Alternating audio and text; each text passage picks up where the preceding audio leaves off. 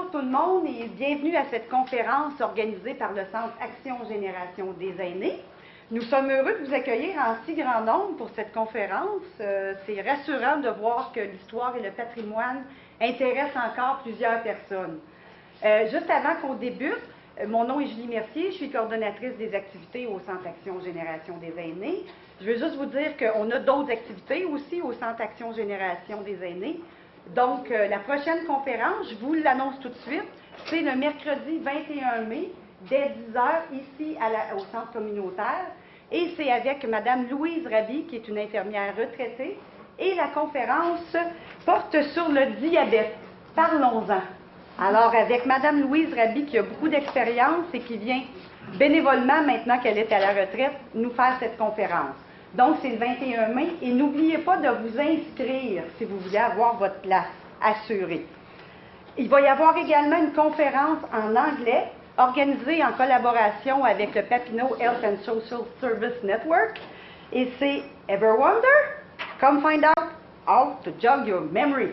On va parler des petits problèmes de mémoire qu'on peut avoir. Et ça va être le 30 avril, ici aussi, au centre communautaire, à 10 h. Et celle-là aussi, vous devez vous inscrire au Centre Action Génération des aînés, 281-4343. Autrefois, les croix de chemin se dresseraient partout. Et là, vous allez savoir pourquoi avec M.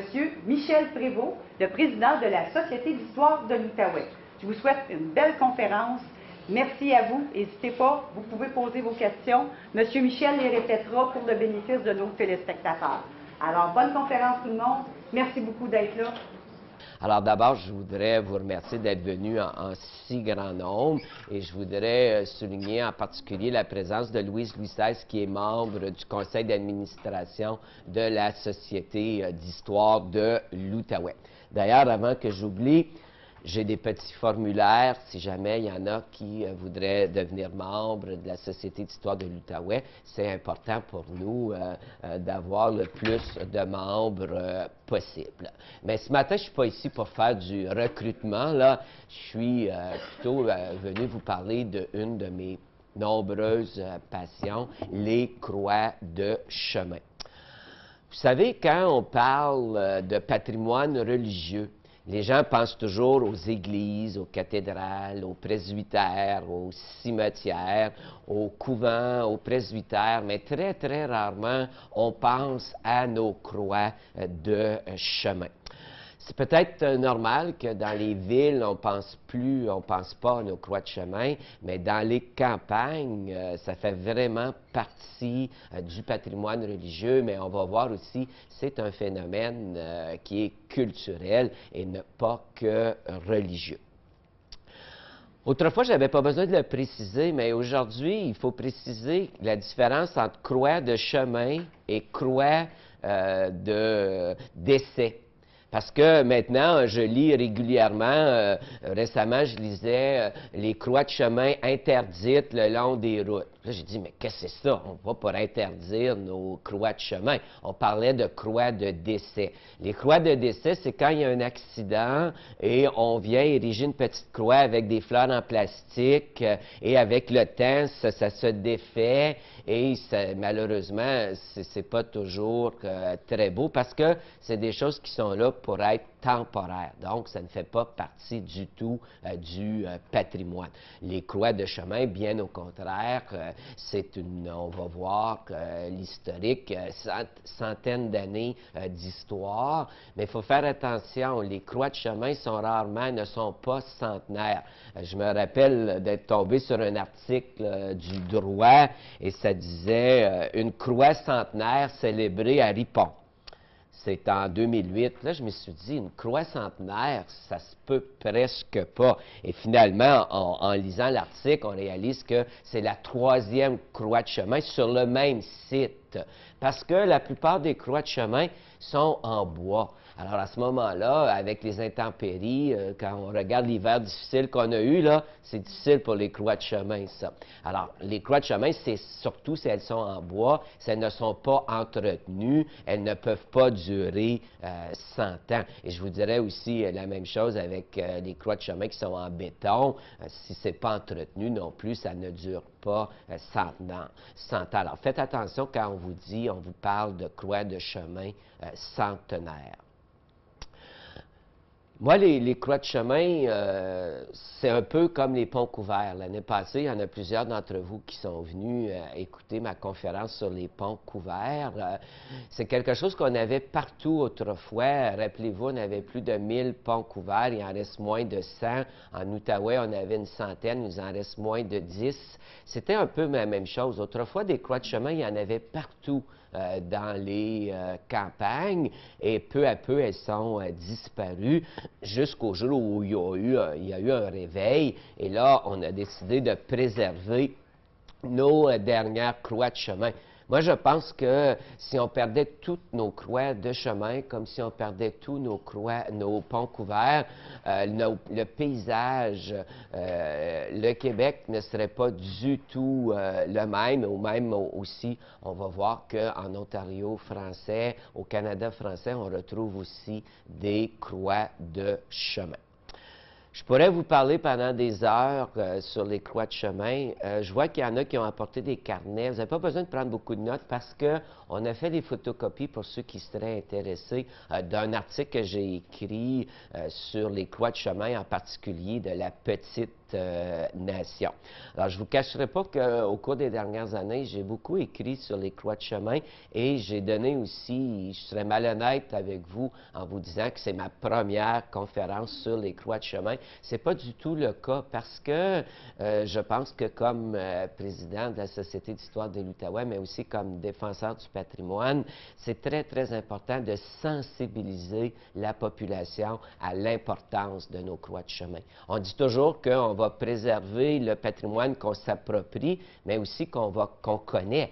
On ne peut pas demander aux gens de préserver notre patrimoine religieux si on ne sait même pas qu'est-ce que c'est le patrimoine religieux et en particulier, ce matin, les croix de chemin. Alors, c'était ma petite introduction. Et ce qu'on va voir brièvement, là, parce que c'est vraiment un survol, c'est un petit historique, un survol historique des croix de chemin. Qu'est-ce que c'est une croix de chemin? Quel élément on retrouve sur une croix de chemin? On va parler du rituel. Puis déjà, 2 personnes qui m'ont parlé, « Ah oui, le mois de Marie, je pense que ça va vous rappeler beaucoup, beaucoup de souvenirs. » Bien, pas pour nos jeunes filles là qu'il y a ici, mais disons que pour les gens qui ont, je dirais, 60 ans et plus, là, 50 ans et plus, surtout dans les campagnes, les croix de chemin, c'est très, très associé à un rituel que l'on faisait au mois de mai, et on va revenir tantôt. Et par la suite, après avoir parlé du rituel, je vais vous parler des efforts qui sont faits depuis quelques années là, pour préserver nos croix de chemin. Et même, il y a un phénomène extraordinaire. Il y a des endroits qui n'en avaient plus et on en remet. Alors ça, c'est vraiment, là, c'est un réveil parce que je dois vous dire qu'à la fin du 20e siècle, là, on était en train de toutes les perdre. Et j'ai un très, très bel exemple de croix de chemin qu'on entretient bien. C'est la croix des Faubert au lac Beaumune. Et on a un petit documentaire qui a été fait. Alors, je pense que, même si je vous en parlerai très longtemps, j'ai amené beaucoup de photos, vous allez voir que c'est une belle histoire, la restauration, l'entretien de la croix des Faubert. Si au cours de route, vous avez des questions qui ne peuvent pas attendre, vous pouvez les poser, mais je préférais que ce soit à la fin. Et si vous avez des témoignages aussi, c'est toujours intéressant. Moi, ça enrichit mes présentations, mes articles, parce que il faut être honnête, la plupart des croix de chemin n'ont pas d'historique, sauf les gens à côté, les familles qui les ont érigées. Et malheureusement, si on n'écrit rien là-dessus, ça se perd. Alors, si vous avez des historiques de croix de chemin, des témoignages, ça, c'est très, très important. Et d'ailleurs, je n'aurais pas pu écrire un article sur les croix de chemin de la petite nation sans avoir des témoignages ou qu'on ait écrit sur bon, la croix des bouchers. Là. Quand on passe devant une croix de chemin, il n'y a pas d'histoire, là. On ne sait souvent pas pourquoi c'est été érigé, quand c'est là. Alors, quand c'est documenté, c'est vraiment extraordinaire. Et plus nos croix de chemin vont être documentées, mieux elles seront préservées pour l'avenir. Est-ce que ça vous va? On commence, mais je vous dis un survol très rapide parce que les croix de chemin, on parle de centaines d'années. Au Moyen Âge, on retrouvait dans les pays catholiques des croix de chemin, mais en particulier en France et particulièrement en Bretagne. Et vous ne serez pas étonné d'apprendre que quand les premiers colons, les Français, arrivent ici en Nouvelle-France au 17e et au 18e siècle, ils amènent avec eux leur langue, leur religion, leur culture et bien sûr, assez rapidement, on va ériger des croix de chemin le long du fleuve Saint-Laurent, mais aussi en Acadie, mais vraiment le berceau, l'endroit où on va plus retrouver de croix de chemin, c'est la vallée du Saint-Laurent. Et même au 18e et 19e siècle, les gens qui viennent visiter le pays remarquent qu'il y a plusieurs croix de chemin. Mais c'est tout de même au 19e siècle qu'on va plus en ériger, et pas seulement qu'au Québec, parce que à partir dans la deuxième moitié du 19e siècle, beaucoup de Québécois vont quitter pour l'Ontario, vont quitter pour le Manitoba et vont amener avec eux cette tradition d'ériger des croix de chemin. Les croix de chemin, c'est vraiment intéressant parce que c'est un phénomène qui est lié aux francophones. Vous avez des croix de chemin seulement où est-ce qu'il y a eu des catholiques francophones. Et même des provinces où les francophones n'ont jamais été assez nombreux, il n'y en a pas du tout. Il faut savoir qu'au monde, c'est au Québec qu'on en retrouve le plus de croix de chemin. Même autrefois, il y en avait des milliers. Bon, je pense que vous rappelez à peu près dans chaque rang dans la région, dans la petite nation, si on monte à la vallée du Lièvre, à peu près chaque rang avait sa croix de chemin. Et malheureusement, à l'époque, on n'a pas fait d'inventaire, donc on ne saura jamais combien de croix de chemin ont été érigées au Canada français. Mais au Québec, aujourd'hui, il en resterait, ça dépend des inventaires, mais on sait avec certitude qu'il y en aurait à peu près entre 2500 et 3000. Ça paraît beaucoup, mais à comparer à ce que c'était aujourd'hui, autrefois, c'est beaucoup moins. En Ontario, on en retrouverait une centaine, mais pas plus que ça, et en particulier, juste de l'autre côté de la rivière des Outaouais, dans les comtés unis de Prescott et Russell, dans le nord de l'Ontario aussi, et dans le coin de Penetanguishene, là, La Fontaine, il y en aurait quelques-unes aussi là.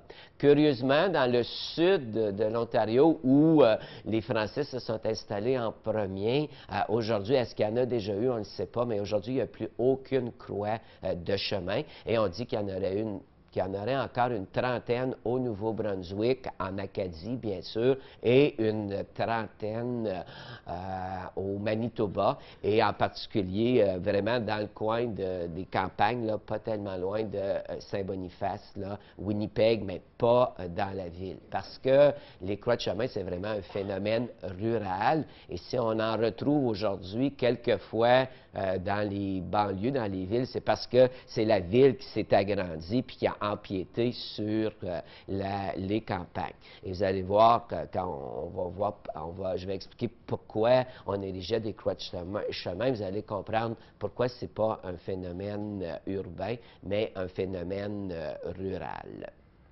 Les croix de chemin, on va en construire encore jusque dans les années 50, début des années 60, et là, on va arrêter complètement d'en construire. Ça s'explique par la baisse de la pratique religieuse, mais aussi beaucoup avec l'urbanisation et aussi avec l'agrandissement des chemins. Quand on a agrandi les routes, on ne s'est pas dit « Oh, on ne peut pas agrandir la route parce qu'il y a une croix de chemin ». C'est disparu. Quand on a commencé à agrandir la route, la croix est disparue. Puis, malheureusement, je dois vous dire que dans les années 60, 70 et même 80, les croix de chemin disparaissaient dans la totale indifférence. Bon, il y a peut-être quelques personnes qui étaient très attachées, là, mais en général, les municipalités, il n'y a pas, même les sociétés d'histoire et du patrimoine qui n'avaient pas la force d'aujourd'hui. On n'a pas perçu que les croix de chemin, c'était des œuvres d'art, que ça faisait partie de la culture, que ça faisait partie du patrimoine. Heureusement, on va voir plus tard que les choses ont beaucoup évolué. Alors, voilà pour un bref survol historique. La grande question maintenant, mais pourquoi est-ce qu'on construisait des croix de chemin? Bien, la première raison, c'est pour affirmer sa foi. Les croix de chemin, je vous l'ai dit, ça fait partie du patrimoine religieux et c'est une façon d'affirmer sa foi et son appartenance aussi à la culture catholique. Et d'ailleurs, je pense que ça, c'est connu. Quand Jacques Cartier est arrivé à Gaspé, une des premières choses qu'il a fait, c'est ériger une croix de chemin. Mais lui, c'était vraiment pour signifier là, une présence sur le nouveau continent. Alors, retenez, première raison pour des fois religieuses, mais au-delà de ça, c'est pour demander essentiellement la protection divine. Et comme on est dans un monde rural à l'époque, qu'est-ce qu'on demande? C'est des bonnes récoltes, un gel le plus tardif possible ou un printemps hâtif. Là. Cette année, ça serait très utile d'aller prier aux croix de chemin, mais vous voyez la protection divine. À Ripon, pas tellement loin d'ici, de l'autre côté, dans la petite nation, on a un très, très bel exemple. À l'été 1908, il y a eu une très grave sécheresse et souvent, vous savez que les sécheresses, c'est accompagné par des nuées de sauterelles et les sauterelles mangent très rapidement les récoltes. Alors, on commençait à s'inquiéter et le dimanche, le curé a annoncé que pour combattre la sécheresse, il était pour faire le tour des croix de chemin de la paroisse.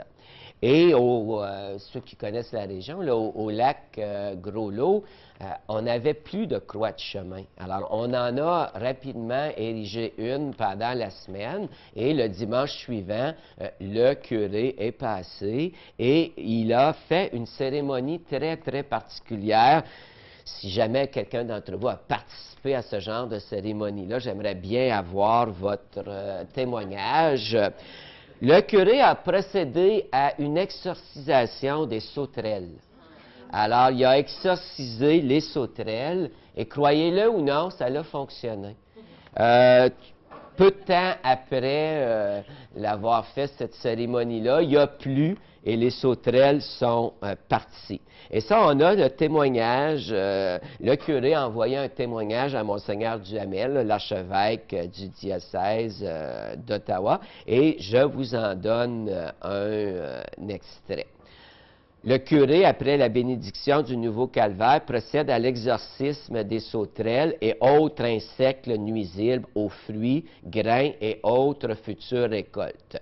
Le Seigneur en donne ensuite une pluie abondante et bienfaisante a donné gage de sa bonté qu'il acceptait nos prières. Peut-on lire dans un extrait d'une lettre que le curé Guy a fait parvenir à Monseigneur Duhamel quelques jours plus tard. Alors, vous voyez, c'est vraiment intéressant, mais ça, c'est des témoignages exceptionnels. Alors, est-ce qu'il y en a d'entre vous qui ont déjà participé à ce genre de... ou peut-être à d'autres exorcismes, mais ça, c'est pas dans le cadre de la présentation d'aujourd'hui. Mais moi, j'aime beaucoup ce témoignage parce que c'est un exemple où on utilise les croix de chemin pour demander la protection divine. On a beaucoup d'autres exemples où on érige une croix de chemin pour remercier pour quelque chose. À ce moment-là, on appelle ça des ex-voto. Et on a un très bel exemple aussi en Outaouais, et je vous ai amené énormément de photos de cette croix-là. C'est la croix des bouchers. D'ailleurs, il y a un magnifique livre qui a été, je vais vous en parler tantôt, sur les croix de chemin, des croix de chemin au temps du bon Dieu. Et sur la page couverture, on a choisi cette croix-là de chemin qui est à facettes. La prochaine fois que vous allez vers Montréal sur la 148, en sortant du village, mais vers l'est, c'est presque à la frontière, on quitte presque l'Outaouais, vous avez cette croix-là des bouchers. Et ce qui est intéressant, bien, c'est un événement qui s'est passé en 1913. Il y a eu la foudre qui a frappé les champs de M. Toussaint Boucher, comme je vous disais tantôt. Et croyez-le ou non, toutes les vaches sont décédées, mais les deux fils de M. Boucher ont survécu. Et en remerciement, le père a décidé d'ériger une croix de chemin. En fait, il a exprimé le vœu d'ériger une croix de chemin, mais vous savez, des fois, après qu'on a obtenu ce qu'on veut, on oublie les promesses qu'on a faites, parce que là, il est décédé en 1953, puis il n'avait toujours pas réalisé sa promesse. Heureusement, c'est son fils, son aîné, qui en 1955 a fait ériger la croix de chemin. J'ai d'autres exemples aussi au Québec. Un fils qui est allé à la guerre, qui est revenu vivant. Alors, le père fait ériger une croix de chemin. Un autre cas où le fils s'est caché pendant la guerre, il n'a pas été au front, donc il n'est pas mort. Le père a fait ériger aussi une croix de chemin. Alors, on a plusieurs exemples comme ça. Par contre, des cas de miracles, on n'en a pas tant que ça, mais j'en ai retrouvé un en 1944 dans la vallée du Richelieu, sur le chemin Chambly. Il y a eu un incendie dévastateur qui se promenait de ferme en ferme, qui détruisait les granges et les maisons. Et le maire de Saint-Rémy avait une croix de chemin devant sa grange et il l'a transportée devant sa maison.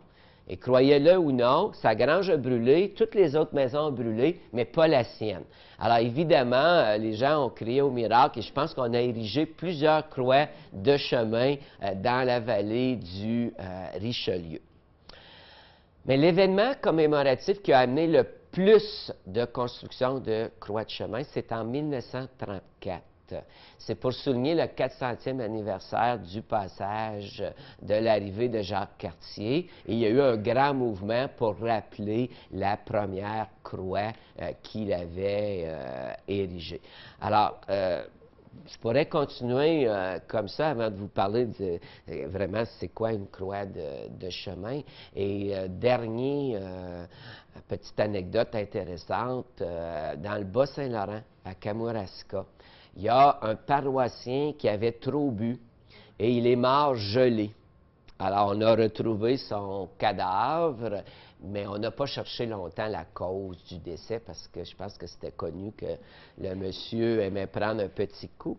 Et le curé de l'époque, lui, était vraiment anti, si je vous dis aujourd'hui, l'accordaire, là. Peut-être que vous êtes une génération où vous vous rappelez, mouvement là, de tempérance, on voulait l'interdiction totale de la consommation de boissons. Et ce curé-là, tu n'es pas le seul, là, était, sauf le vin de messe, bien sûr, était contre la consommation de boissons. Alors, vous savez ce qu'il a fait? Il a fait ériger une croix de chemin au lieu même où son paroissien était décédé.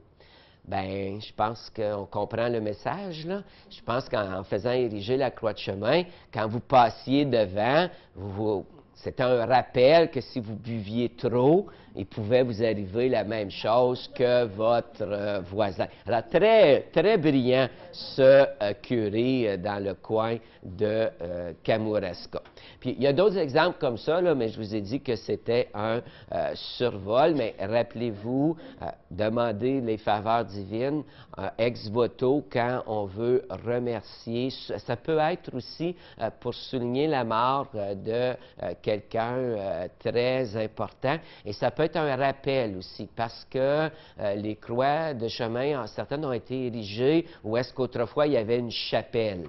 Alors, ça peut être un rappel, et aussi, je ne vous apprends rien en vous disant que les croix de chemin étaient souvent près des écoles, on va voir pourquoi tantôt, et aussi à la croisée des chemins. Merci.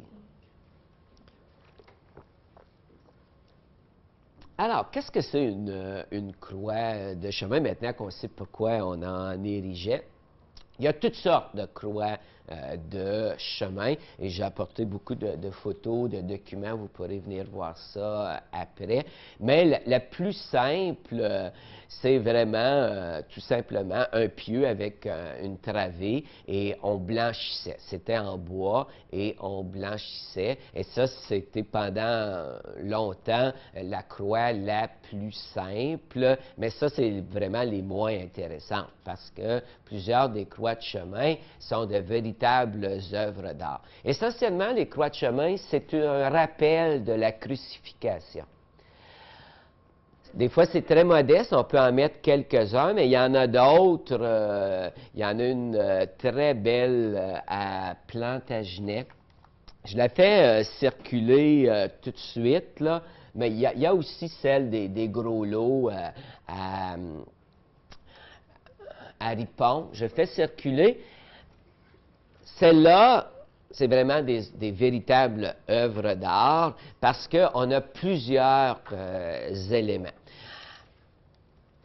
Vous avez, beaucoup, là. Ça peut être le marteau, ça peut être les 3 clous, ça peut être la couronne d'épines, ça peut être la lance, ça peut même être l'éponge. Est-ce que vous savez, vous vous rappelez, pourquoi l'éponge? Quel est le lien entre la crucifixion et l'éponge? Oui, exactement. Il y a quelqu'un qui était venu humecter les lèvres du Christ. Alors, mais c'est rare qu'on a tous ces éléments-là. Mais vous avez aussi le soleil, et vous avez même certaines croix où on retrouve le coq. Est-ce que vous vous rappelez le lien entre la trahison, le coq qui a chanté 3 fois? Évidemment, aujourd'hui, je vous dirais que tous les gens qui ont à peu près, les gens qui ont moins de 50 ans, quand ils voient tous ces symboles sur une croix, s'imaginent que c'est juste pour décorer, puis réalisent pas qu'il y a tout ça. Souvent, par contre, quand il y a tous ces éléments-là, mais surtout quand on a le Christ, là, on va plus utiliser le mot calvaire, mais croix de chemin, c'est bien aussi, et ça peut aller même jusqu'à une œuvre d'art avec des personnages. Malheureusement, nous, en Outaouais, j'en ai retrouvé aucun de ces grands calvaires. Ici, là, on a des exemples. Par contre, dans la vallée du Saint-Laurent, il en reste encore quelques-uns. On peut même avoir, c'est le plus élaboré ici, là, c'est à l'Ermitage Saint-Antoine, Lac-Bouchette, celui-là n'est pas le long du Saint-Laurent, où vous avez même tous les personnages, Marie-Madeleine, mais ça, c'est vraiment exceptionnel, où parfois on a juste le Christ, mais avec un dais comme ça. J'aurais bien aimé qu'il y en ait un en Outaouais, mais ça serait vous mentir de dire que on en a. Peut-être qu'on a déjà eu Je suis toujours à la recherche. Si quelqu'un un jour peut me confirmer qu'on a déjà eu ce genre de calvaire là, très, très élaboré. Mais à ce jour, moi, j'en ai vu aucun. Je n'ai vu aucune photo. Et dans toutes mes conférences, personne encore m'a dit qu'il y en a déjà eu un, soit ici dans l'Outaouais ou dans l'Est ontarien. La plupart des croix de chemin sont érigées en bois. Il y a quelques exceptions. Quelques-unes sont en fer forgé et quelques-unes sont en béton. Et j'écoutais un témoignage de Mme Claire Leblanc, je vais vous parler d'elle tantôt. Elle disait que souvent aussi, ça dépendait des artisans dans le village. Elle disait, nous, à Plaisance, on avait un menuisier. Alors, toutes nos croix de chemin à Papineauville sont en bois. Mais à Plaisance, ils avaient un forgeron et les croix de chemin, on en a plutôt en fer, là, ornementation beaucoup plus durable. Et il y avait une usine à Saint-André-Avelin, ce qui fait qu'à Saint-André-Avelin, ils ont beaucoup de croix en béton. Mais retenez quand même qu'on n'a pas les pourcentages, là, mais la très, très grande majorité des croix de chemin sont en bois, donc très fragiles. Si on ne les entretient pas, on perd peu à peu les éléments et les croix de chemin se détériorent.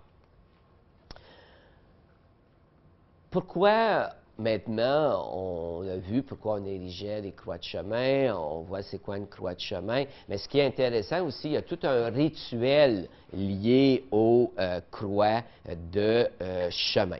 D'abord, quand on érigeait une croix de chemin, une fois qu'elle était terminée, on faisait une cérémonie. Et on invitait le curé qui bénissait la croix. Et ici, j'ai une belle photo. Ça a été fait en 2010 à Facette. C'est la fameuse croix des bouchers. Et les gens se réunissaient et c'était une fête. Alors, il y avait tout un rituel qui était lié à la croix de chemin. Par la suite, à chaque fois qu'on passait devant la croix de chemin, on arrêtait. C'était facile à l'époque, on avait les chevaux, là. On arrêtait et on saluait. Et ici, il y a une magnifique photo. C'est une des plus belles photos que j'ai retracées. C'est naturellement le cheval. Et on voit le cultivateur qui lui enlève son chapeau.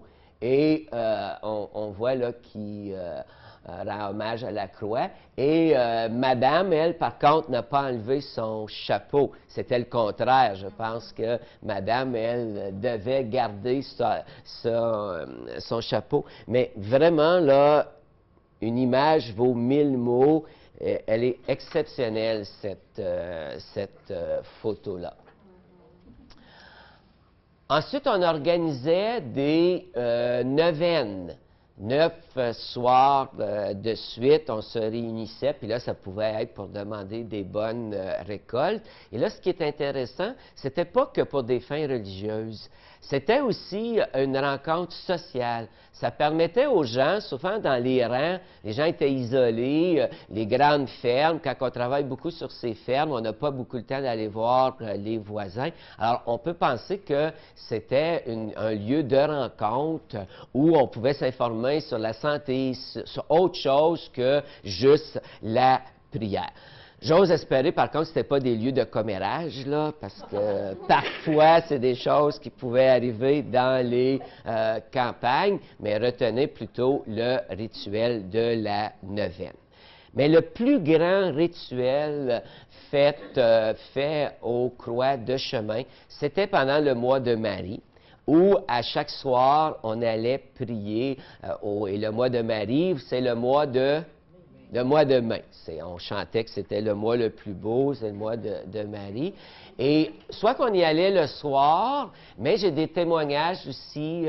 J'ai le témoignage, par exemple, d'une de mes anciennes enseignantes, Mme Monique Séguin, qui a été enseignante dans les années 50-60 jusqu'en 1990. Et quand elle a commencé à Plantagenet, j'ai fait circuler là, la croix de chemin. C'est la même. Elle amenait ses élèves à chaque jour pendant le mois de Marie à la croix de chemin et on apportait des fleurs. on déposait. Et quelle était la fleur préférée qu'on déposait à l'époque? Non. Les lilas, exactement. Mais je vous dis pas que s'il n'y avait pas des lilas, des marguerites qu'on pouvait pas, mais la plupart de mes témoignages se rappellent que c'était surtout le lilas, et c'est vrai, les lilas, le mois de mai. J'ai un autre témoignage aussi de Mme Claire Leblanc, qui est très, très impliquée. Je l'appelle toujours Mme Patrimoine. Elle est à Papineauville. Elle est très, très engagée dans la communauté du patrimoine. Et elle aussi a un beau témoignage. Elle dit qu'elle, c'était en 1947, que c'était vraiment avec plaisir qu'on se rencontrait le soir. On chantait. Elle dit que les parents venaient, les enfants. Alors, c'était un rituel, j'imagine qu'on associait aussi avec l'arrivée de l'été. Alors, c'était quelque chose qu'on faisait vraiment dans la joie et la gaieté. Et c'est pour ça que tant de gens, encore une fois, d'une 50 ans et plus, là, 60 ans et plus. Pourquoi ils ont tellement de beaux souvenirs des croix de chemin? Parce que ça leur rappelle leur enfance où, au mois de mai, on se rendait aux croix de chemin. Bon, il y a peut-être d'autres rituels dont j'ai oublié, là. Ah, peut-être petite anecdote. Une de mes conférences, un monsieur qui était âgé, mais il se rappelle que quand il était petit, puis il ne comprenait pas pourquoi, en voiture, c'était son père ou son grand-père, à chaque fois qu'il passait devant une croix de chemin, il levait son chapeau dans l'auto. Et lui, il comprenait absolument pas pourquoi, mais là, il a compris pourquoi son père ou son grand-père. C'était quand même étrange. Tu passes devant une croix de chemin en voiture, puis tu enlèves ton chapeau. Le jeune se demandait pourquoi, mais maintenant, vous voyez sans doute qu'il avait pris cette habitude-là depuis son enfance d'enlever son chapeau devant une croix de chemin. Alors voilà, j'aurais d'autres petites anecdotes, là, mais je vois le temps qui avance, puis il y a notre petit film. Après, je vous l'ai dit tantôt, après les années 60, les croix de chemin commencent à disparaître dans l'oubli, mais heureusement, il y a eu un réveil particulièrement dans les années 90 et ça va commencer par des inventaires. Ici, par exemple, en Ontario français, on a habité le pays, on a fait un inventaire à cette époque-là. Ça, c'est une réédition, mais à l'époque, on a fait la liste de toutes les croix de chemin que l'on retrouvait dans les comtés unis de Prescott et Russell et dans le nord de l'Ontario. Au Québec, c'est M. Jean Simard. Il a travaillé avec des collègues, des étudiants. C'est un projet de plusieurs années. Et en 1995, il a publié un grand inventaire des croix de chemin du Québec. Parce que c'est la première chose à faire quand on veut préserver notre patrimoine, peu importe c'est quoi, il faut faire des inventaires et à ce moment-là, c'est beaucoup plus facile, une fois que c'est documenté, de les préserver.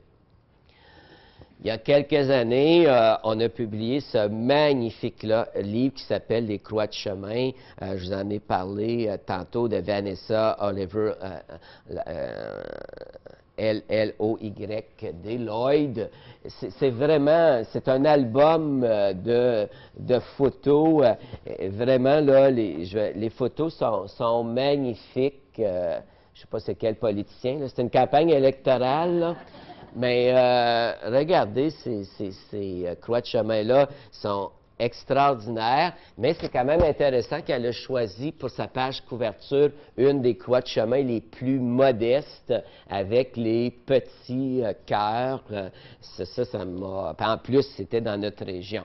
Elle habite à Gatineau, dans le secteur Elmer, alors ça explique sans doute pourquoi elle a choisi une croix de chemin qui vient de l'Outaouais.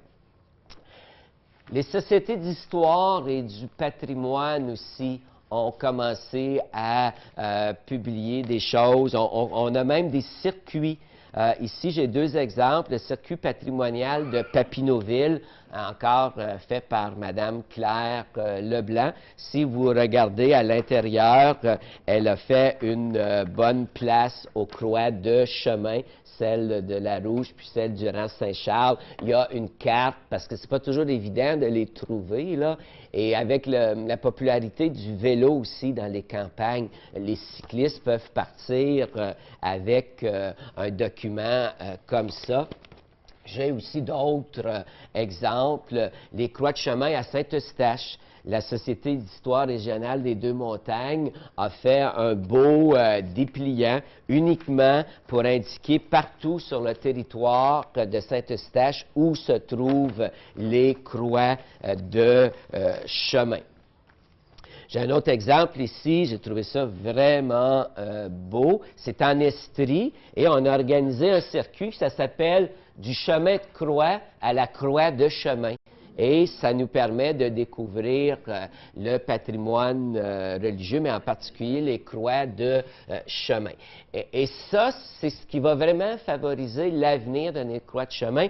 Maintenant, on les identifie comme étant quelque chose qui peut contribuer, bon, bien sûr, à un sentiment de fierté et d'appartenance, mais au développement touristique. Et ça, à ce moment-là, là, on voit que ça peut rapporter des sous. Alors, à ce moment-là, les municipalités, les associations touristiques, les sociétés sont beaucoup plus intéressées à les préserver parce que ça devient un outil de promotion touristique. Autre exemple, dans le bas du fleuve, il y a M. Paul-André Ouellette qui a publié les croix de chemin dans la MRC Les Basques. Alors, on voit là maintenant de plus en plus, et lui, ce qu'il a fait aussi, avec les GPS maintenant, si on met les coordonnées, puis les gens ont même plus de difficulté à trouver les croix de chemin, tu mets les coordonnées, puis tu peux trouver. Alors, c'est intéressant de voir croix de chemin qu'on associe beaucoup au passé avec GPS, qui, dans le fond, est un outil pour l'avenir. Je pense aussi que les sociétés d'histoire ont un rôle à jouer et je vous donne un exemple. Il y a 2 ans, j'ai organisé une visite guidée d'une journée, puis c'était à la découverte du patrimoine religieux de Prescott et Russell et on est allé voir une église, un presbytère, un cimetière et bien sûr, on a fait un arrêt à la croix, une croix de chemin, le rang 3 ou 4, là, entre Treadwell et Plantagenet. Et c'est la même chose si je fais une visite guidée du côté de l'Outaouais. Les croix de chemin, ça fait partie des circuits. Ce qui est extraordinaire actuellement, il y a même des croix de chemin qui avaient disparu que l'on replace. Pas nécessairement exactement comme elles étaient autrefois, mais ça peut être en métal. Alors, parfois, c'est moins bien. Parfois, vous allez voir, j'ai un autre exemple où on a même amélioré. Un cas, vous allez voir, c'est une photo, là, c'est avec ma femme, n'inquiétez-vous pas, d'une croix de chemin. Et c'est la croix de chemin que mon beau-père a fait ériger à Sainte-Rita, dans le bas du fleuve, au trou de siffleux. Mon beau-père n'aime pas ça, que j'appelle ça comme ça, là. Mais quand il était petit, mon beau-père se souvenait qu'il y avait une croix de chemin à cet endroit-là. Et un jour, la croix de chemin est disparue. Ça l'a toujours chicoté, puis il avait toujours eu le désir de refaire cette croix de chemin. Et il n'a pas fait comme M. Boucher, là, il l'a fait avant de mourir. Alors, il a érigé, il y a quelques années, une croix de chemin, et il a invité sa famille, les amis. Nous, à partir de Gatineau, pour aller jusqu'à dans le bas du fleuve pour une croix de chemin, c'est quand même 2000 km, aller-retour. Peut-être qu'aujourd'hui, je reconsidérerais, mais il a fait une belle cérémonie pour inaugurer sa croix de chemin. Et comme maintenant, il a 92 ans, il l'a cédé à la municipalité de Saint-Rita qui va s'en occuper. Et ici, on a de beaux exemples aussi. À la municipalité de Papineauville, Sainte-Angélique, ils ont un comité d'embellissement et c'est le comité d'embellissement de Papineauville qui s'occupe des croix de chemin. La croix durant Saint-Charles et la croix de la Rouge. Alors ça, c'est vraiment une très belle initiative comme ça que les municipalités s'occupent des croix de chemin. À Saint-André-Avelin, M. Cartier-Mignot, il a donné sa croix de chemin à la Corporation culturelle de Saint-André-Avelin et c'est la corporation qui va s'en occuper. Ça, c'est vraiment vers ça qu'on doit aller parce que sinon, on va les laisser aller. Mais, de plus en plus, il y a un réveil, et je vous donne deux exemples. Un, on va le voir dans le film dans 2 minutes, mais la belle croix de chemin des bouchers à facettes. Vous avez vu sur la photo du livre qu'on voit que ça a plutôt l'air de cœur malade, là, à l'agonie. Heureusement, il y a des gens du village, et entre autres Mme Marie-Josée Bourgeois, qui ont décidé de créer un petit comité et de refaire cette croix-là exactement comme elle était avant. Mais en plus, on a décidé d'améliorer les lieux. Autrefois, il y avait un fossé, on a comblé le fossé, on a mis une belle barrière, on a mis une petite plaque, ce qui fait que la croix des bouchers maintenant, elle est même plus belle, le site est même plus beau qu'en 1955. Alors ça, je pense que c'est de beaux exemples à suivre.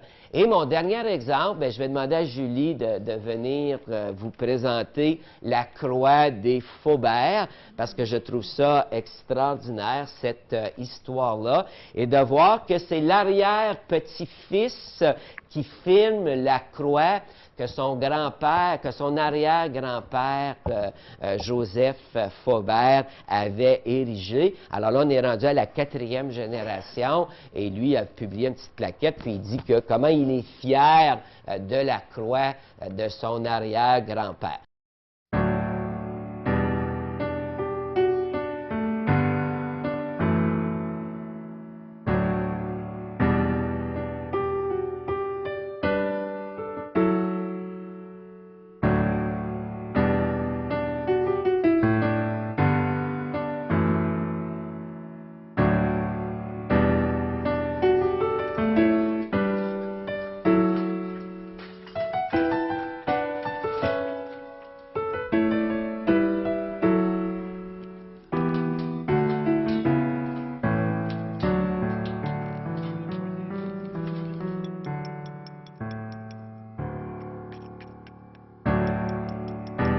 Moi, mon nom, c'est Michel Charon. Ma mère, c'est Jeanne d'Arc Faubert. Et puis, elle a marié mon père qui se nommait Lorenzo Charon, qui était lui aussi originaire de Notre-Dame-du-Lot. Alors, ma mère était de Val-des-Bois avec les Faubert et puis Lorenzo faisait partie du village de Notre-Dame-du-Lot. Moi, ce que je fais par rapport à la croix, son entretien, depuis 1979, je pourrais peut-être même dire depuis 1983, parce que je peux dire que à l'été 1980, c'est mon père Lorenzo qui avait entretenu la croix, et puis c'est à partir de 1983 que chaque 3 ans, je monte au lac avec mes échafauds, puis avec ma peinture, puis avec tout le nécessaire, disons, puisque moi j'habite en ville, ici à Ottawa. Je m'organise. Et puis je quitte vers les 6 heures le matin la ville pour que je puisse arriver au moins vers les 7 heures sur le terrain de la croix.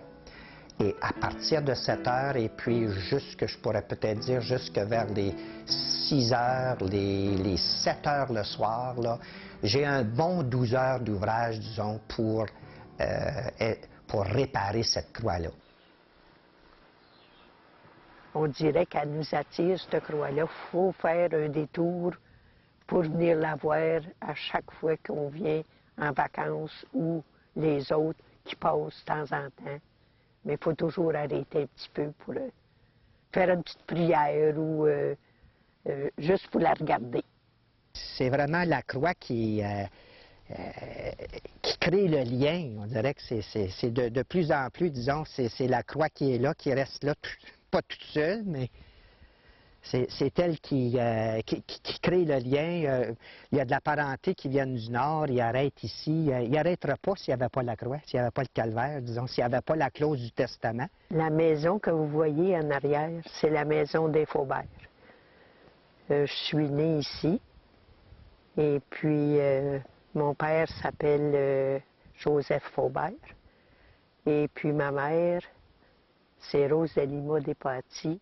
Mes parents, ils ont eu 12 enfants. Bien, sur la ferme, on avait beaucoup d'animaux. Et puis, mon père, il travaillait les champs pour avoir le foin pour soigner les animaux. On a une croix sur notre terrain. Mais ça a commencé par une retraite qu'on avait à l'église. Et puis, même l'évêque était venu. Et puis, je crois que c'est lui qui en a parlé au curé Whitmore dans le temps. Puis, suite à cette retraite paroissiale, le curé avait tout bonnement, je pense, invité les paroissiens, si c'était possible, c'était à base volontaire, si c'était possible d'ériger des croix à chaque bout, disons, au bout de chemin, des bouts de chemin qu'ils appelaient à ce moment-là, c'est-à-dire aux extrémités des frontières de la paroisse. Et puis, ce que j'ai entendu dire, c'est que mon oncle Lucien avait été intéressé. Lucien Faubert fut le premier fils de mes grands-parents. Lucien Faubert, ça aussi, c'était celui qui a érigé la croix. C'est celui qui en a vraiment pris soin. Lorsqu'on parle de la croix des Faubert, on parle de Lucien Faubert. Quand je me suis mariée, moi, en 1942, avec Lorenzo Charon de Notre-Dame-du-Lot, bien, à chaque fois que j'arrivais de vacances, c'est la croix qui m'attirait. Je sais pas, je venais tout seul, ensuite, maman venait me trouver, et puis on s'assoyait sur les marches. Et puis on jasait de tout. On parlait de son jardin, on parlait... mais on était assis dans les marches et vous skiez la croix.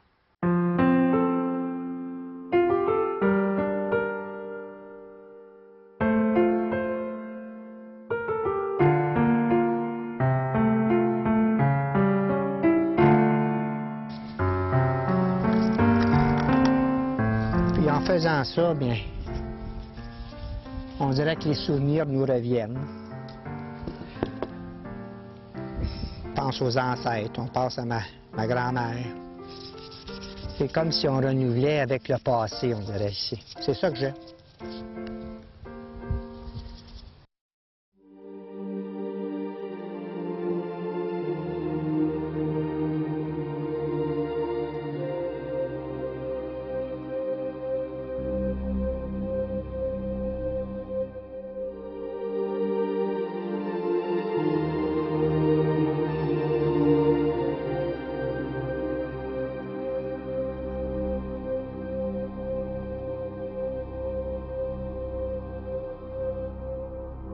C'était une maison qui habitait 6 chambres en haut.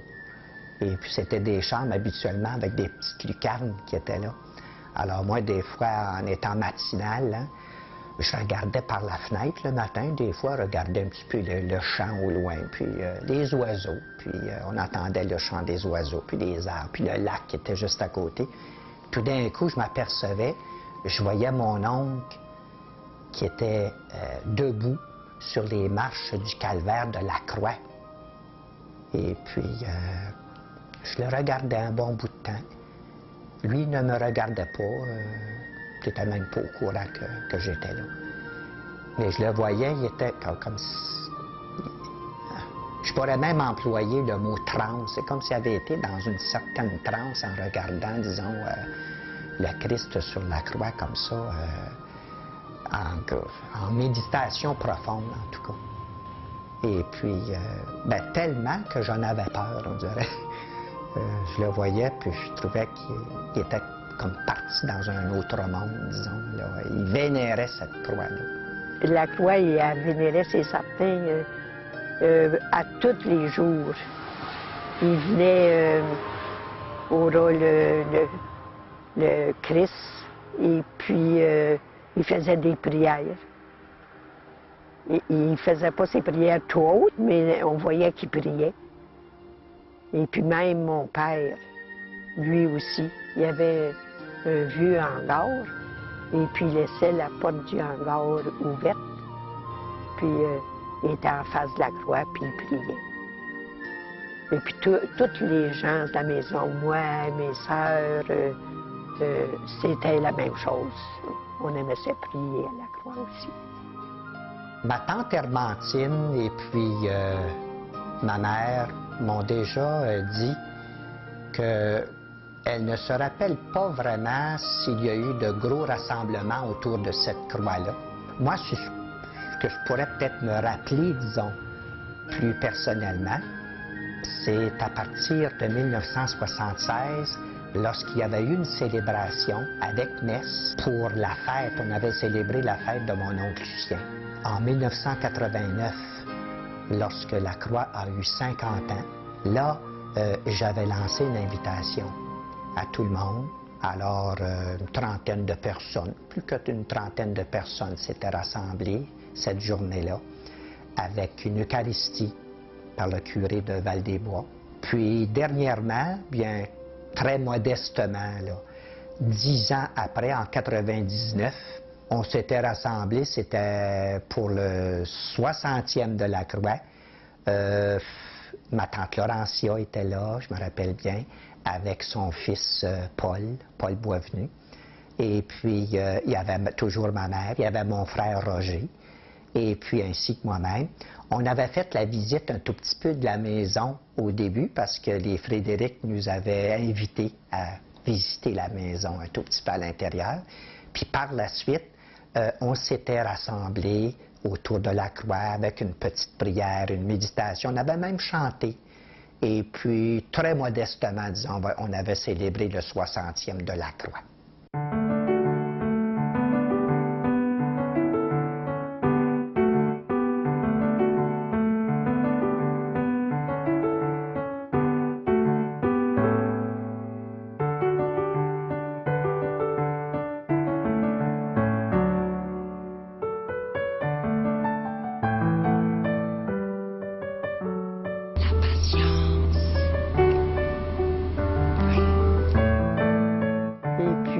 Avant son décès, il était à l'hôpital de Buckingham, chez mon frère. Et puis, une bonne journée, il a demandé à mon fils, Michel, s'il voulait s'occuper de la croix. Puis il m'avait demandé, il m'avait dit, Michel, j'aurais peut-être une faveur à te demander. Il me dit, est-ce que tu pourrais t'occuper de la croix? Alors, tout de suite, hein, j'ai dit, oui, mon oncle, ça va me faire plaisir de m'en occuper. Puis quand mon frère est décédé, il a fait un testament. Et puis, sur le testament, en tout cas, il a gardé un terrain pour qu'on vienne venir ici prier ou se rassembler, toute la famille. J'ai justement le testament ici. Il avait une clause qui stipule quelque chose de très précis concernant le calvaire puis le terrain qui entoure la croix. Et puis, c'est bien indiqué ici, si je peux tout simplement le lire, on disait que ce calvaire étant un lieu de prière, il ne pourra être cédé pour d'autres fins que celle d'un lieu de prière du vivant de mes sœurs surnommées, sans le consentement écrit de chacune d'elles ou des survivantes. La clause du testament va être terminée avec le décès des 4 sœurs qui restent. Le propriétaire, ça sera à lui ensuite tout le terrain du 100 par 100. Aujourd'hui, la propriété des Faubert, la maison paternelle, comme on mentionne, n'est plus la propriété de la famille. Ça a été vendu avec le temps. Et puis, disons, c'est un monsieur Frédéric qui s'en occupe en ce moment ici. De nos jours, on n'en voit plus ben des croix de chemin. Ça a disparu un peu. Vous les voyez surtout comme dans les cimetières, par exemple.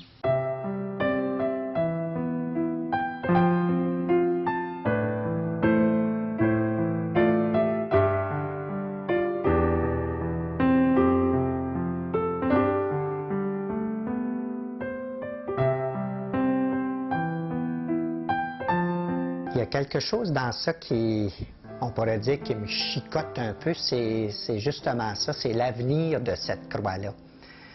Parce que présentement, la croix est préservée par la clause du testament de mon oncle. Les filles ne veulent pas, elles vieillissent. Et puis, la clause stipule bien que au décès, disons, de toutes les filles, cette clause-là n'existera plus. Alors, qu'arrivera-t-il à cette croix-là? On pourrait demander, disons, au propriétaire de la maison si on pourrait refaire une certaine clause, quoi que ce soit.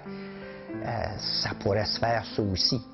Mais j'en doute parce que le prochain propriétaire peut-être ne voudrait peut-être pas voir, disons, une clause précise qui pourrait, disons, morceler le terrain, la propriété.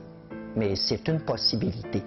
En fait, l'objectif premier, c'est de sensibiliser, disons, des autorités comme la municipalité de Bowman et leur faire connaître que dans leur propre municipalité, il existe quand même certains objets, certains symboles, disons. Pour ce cas ici, c'est plutôt un symbole religieux. Et puis, afin que ce symbole religieux soit reconnu, disons, dans le patrimoine religieux québécois.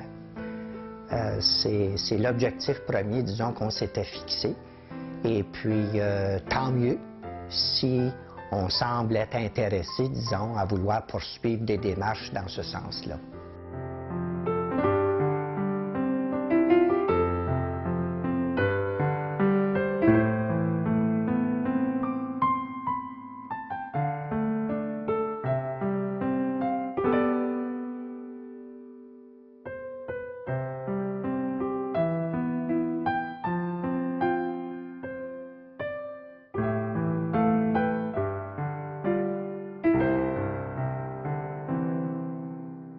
J'ai la clause ici du testament, et là, il reste 3 filles encore vivantes.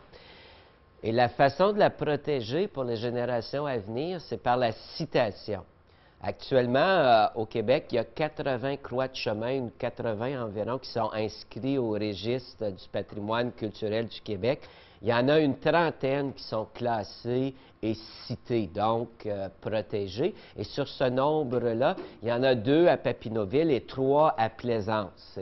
Et à Plaisance, c'est tout récent, là, il y a un article ici, c'est l'année passée qu'on en a fait citer 3. Alors, c'est aux municipalités de citer en vertu de la nouvelle loi sur le patrimoine culturel du Québec. Pour le classement, bien là, il faut vraiment qu'elle soit exceptionnelle, et ce n'est pas toutes nos croix de chemin qui peuvent être classées, mais plusieurs doivent être citées, mais la municipalité doit le faire, et c'est très juridique, là. Alors, il faut l'annoncer, on a tant de jours, mais il faut que quelqu'un en fasse la demande et que quelqu'un assure le suivi à la municipalité. Alors, ce serait une façon de les préserver.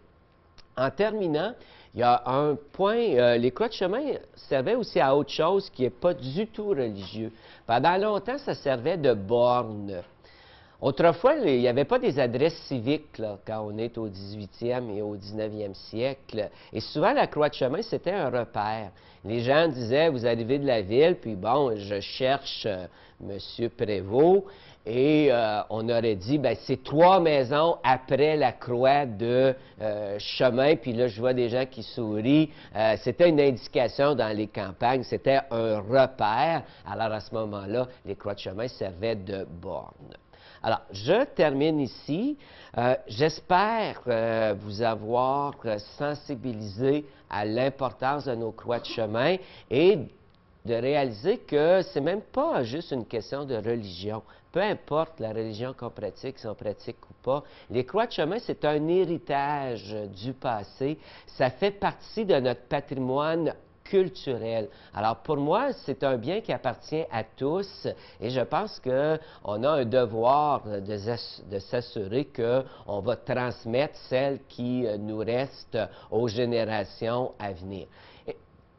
Et en plus, c'est beau. C'est des œuvres d'art, nos croix de chemin. Et comme je vous disais au début, moi, je considère que les croix de chemin, ça embellit nos campagnes, ça embellit notre vie. Et quand on se promène puis on passe devant une croix de chemin, bien, il me semble que c'est quelque chose qu'on trouve beau et c'est quelque chose de positif. Et je suis vraiment content de voir qu'il y a beaucoup d'initiatives qui se font. Et en particulier, je pense que la Petite Nation, c'est une des régions les plus dynamiques pour la préservation de nos croix de chemin. Je pense qu'ils peuvent même, ce qui se passe ici en Outaouais peut même servir d'exemple pour les autres régions du Québec ou du Canada français, parce qu'on a bien vu qu'il n'y a pas juste au Québec qu'il y a des croix de chemin, il y en a aussi où est-ce qu'il y a eu des francophones.